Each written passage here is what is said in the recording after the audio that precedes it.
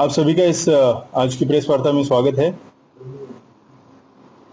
हम यहाँ पे डोडा में, मैं डीआईजी डोडा किश्तवाड़ रामबन और एसएसपी डोडा आपके माध्यम से सभी लोगों को कुछ जानकारी शेयर करना चाहते हैं, इसलिए आज हमने आपको बुलाया।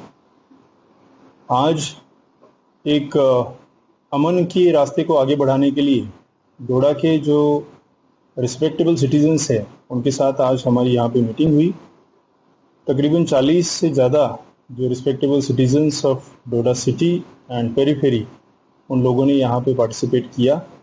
हम उनका शुक्रिया अदा करते हैं कि वो आए यहाँ पे, अपने बहुत ही अच्छे सजेशंस, ख्यालात उन्होंने हमारे साथ शेयर किए। पब्लिक इस इंसिडेंट की वजह से जो डिफ़िकल्टीज़ फेस कर रही है, वो डिफ़िकल्टीज़ भी उन्होंने हमारे साथ साझा की और उन डिफ़िकल्टीज़ को जल्द से जल्द कैसे दूर किया जाए उसके लिए उनकी तरफ से जो सुझाव उन्होंने दिए वो वाकई काबिल तारीफ थे। डिटेल्ड 1 घंटे भर के डिस्कशन के बाद बहुत सारी जो चीज़ें हैं उनको हल करने की तरफ हम आगे बढ़े हैं और ये हमारे लिए बहुत ही इम्पॉर्टेंट कॉन्फिडेंस बिल्डिंग मेजर है। एसेंशियल सप्लाईज़ का जो प्रोविजनिंग है उसके बारे में बात हुई। कितना जल्द से जल्द हम जो रिसेंट फ्लड्स की वजह से अफेक्टेड फैमिलीज़ थी उनका असेसमेंट करना, उनके तक रिलीफ पहुंचाना, हल करना, उस तरह के इश्यूज़ या और भी जो इश्यूज जो नॉर्मलसी को पर्टेन करते हैं कि जल्द से जल्द हम सिचुएशन को नॉर्मलसी की तरफ कैसे लाएं, उसके बारे में डिटेल्ड डिस्कशंस हुए और एक बहुत ही अच्छे माहौल में हम इसको आगे बढ़ा पाए।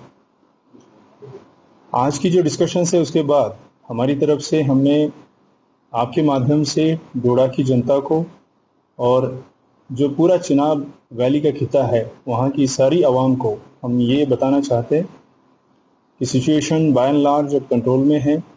धीरे धीरे करके हर एक चीज़ को हम जितना जल्द से जल्द नॉर्मलसी की तरफ लाए उस तरफ लाने की कोशिश में लगे हैं और जो आवाम ने अभी तक हमें साथ दिया है अमन को कायम रखने के लिए और जितना भी इंसिडेंट की वजह से जो डिस्टर्बेंस क्रिएट हुआ था उसको जल्द से वापस अपने ओरिजिनल फॉर्म में, रूटीन में लाने के लिए उसकी तारीफ हम करते हैं।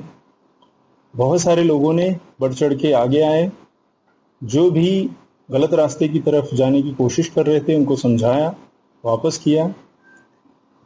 कुछ जगह पे, 1-2 जगह पे इंसिडेंट हुए जिसमें स्टोन पेल्टिंग हुई, जिसमें हमें कहीं पे टीयर गैस भी यूज़ करना पड़ा और सिचुएशन को कंट्रोल में लाया। हम अभी तक कामयाब रहे कि किसी भी तरह से कोई बड़ा नुकसान यहाँ पे आवाम को या किसी प्रॉपर्टी को ना हो पाए और यही हमारी कोशिश आगे भी जारी रहेगी। मैं डोडा की जनता को फिर से एक बार धन्यवाद देना चाहता हूँ कि आपने एक मिसाल कायम किया है यहाँ पे कम्युनल हार्मनी का, भाईचारे का और अमन को कायम रखने के लिए हमेशा एडमिनिस्ट्रेशन की साथ देने का। यही आगे भी बढ़ाते रहें और एडमिनिस्ट्रेशन को साथ देते रहें। हम जल्द से जल्द अमन को बहाली की तरफ आगे बढ़ेंगे। सर, अभी तक कितने लोगों को डिटेन किया गया है? हमने इंसिडेंट के वक्त अराउंड 60 से 70 लोगों को डिटेन वहाँ पे किया था। कई सारे लोग उसमें से जो मुशलाका लेके उनको अपने पेरेंट्स के हवाले वापस कर दिया गया।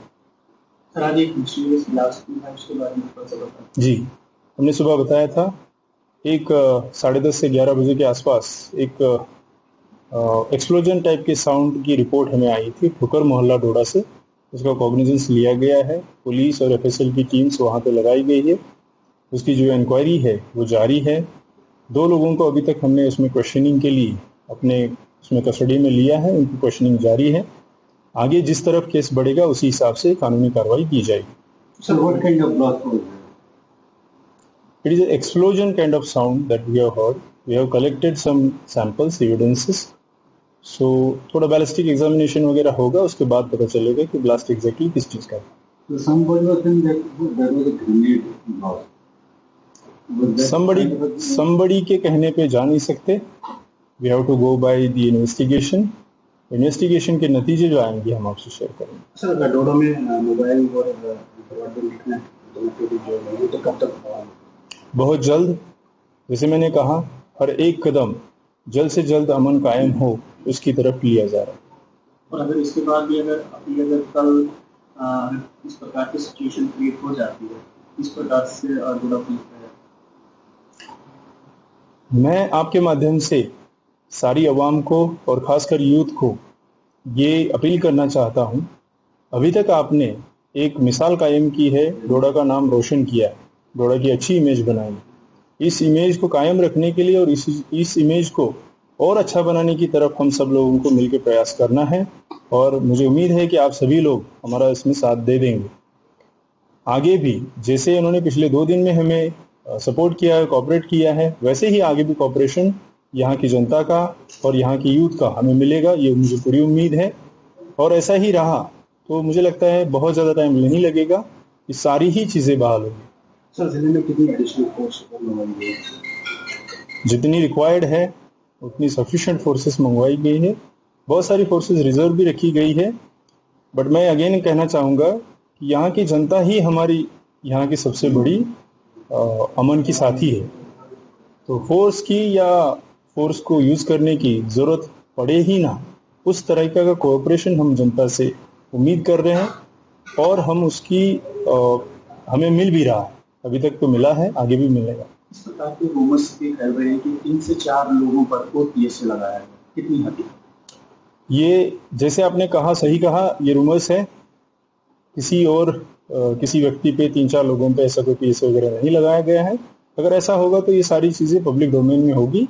रूमर्स पे बिलीव ना करें और मेरी आप सभी लोगों से, मीडिया के साथियों से भी ये गुजारिश रहेगी कि आप लोग भी इस तरह की किसी भी रूमर को फैलने ना दें। आपने अभी तक नहीं दिया फैलने और उसके लिए आपकी तारीफ मैं करना चाहूँगा। और आगे भी ऐसी कोई रूमर अगर कोई फैलाने की कोशिश करता है तो अथॉरिटीज से आप ज़रूर उसको पहले वेरीफाई करें, ऑथेंटिक करें, उसके बाद ही शेयर करें। सर, ये भी अफवाहें आ रही थी क्लैशेस के दौरान शोडा ब्रिज में कुछ कैजुअलिटीज हुई, उसमें क्या थी? जी नहीं, कहीं कोई कैजुअलिटी नहीं हुई है। ऐसा कोई भी अगर है तो ये रूमर्स है और इन रूमर्स पे, अफवाहों पे विश्वास ना करें।